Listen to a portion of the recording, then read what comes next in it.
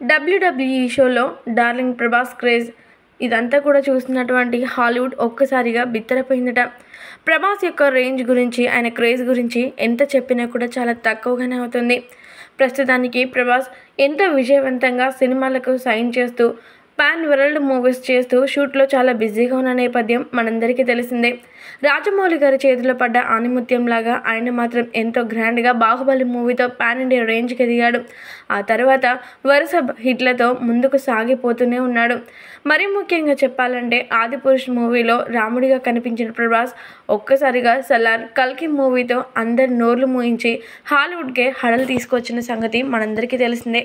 ఇక ఈ నేపథ్యంలోనే హాలీవుడ్, బాలీవుడ్ ఇలా ప్రతి ఒక్క ఇండస్ట్రీ వర్గాల్లో ప్రభాస్ అంటే ఒక క్రేజ్, హైప్ ఏర్పడిందని చెప్పాలి.